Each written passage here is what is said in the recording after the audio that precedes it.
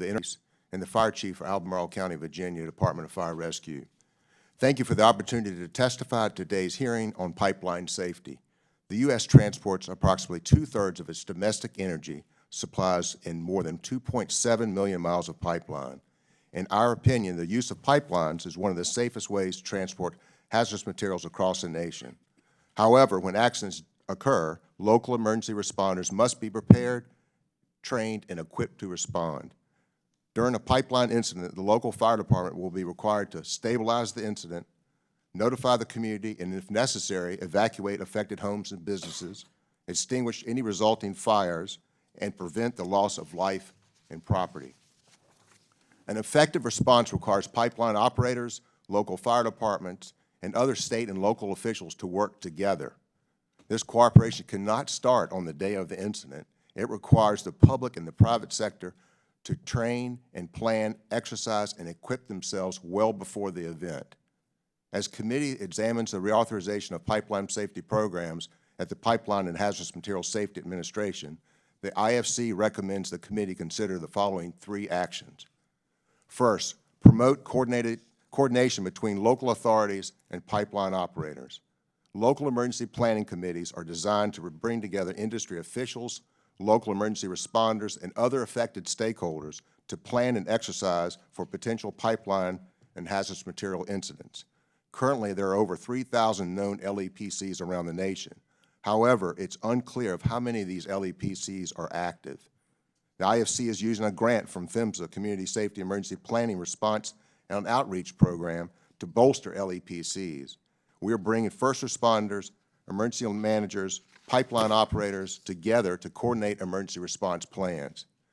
Also, we are educating citizens about where pipelines are located in their communities and what steps they should take in case of an incident. The IFC will use its work to develop best practices for LEPCs to prepare for pipeline and other hazardous material incidents. We ask that you authorize and fund PHMSA's Community Safety Grant. We also ask that you continue to authorize and fund the $1.5 million for PHMSA's Pipeline Safety Information Grant. This program can serve as a useful tool for helping fire departments learn about pipelines in their jurisdictions and prepare for any incidents. The number 2 recommendation is to support training and exercise programs that bring stakeholders together. Pipeline operators and local emergency responders should develop emergency response plans well ahead of time. They should also meet regularly and exercise them throughout the year, not just once.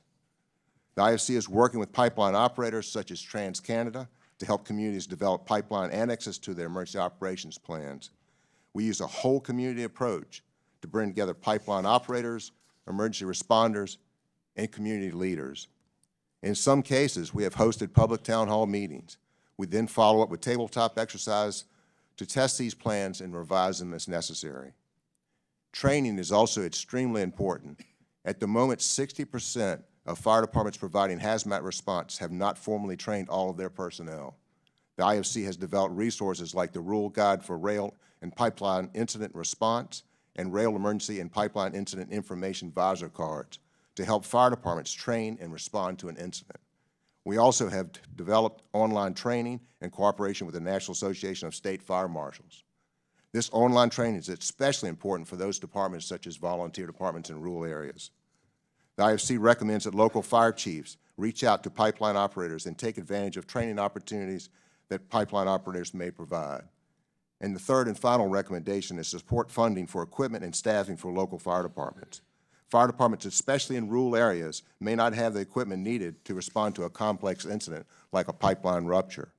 The Assistance to Firefighter Grant Program provides matching funds for local fire departments to purchase the necessary equipment for pipeline incidents and other hazards.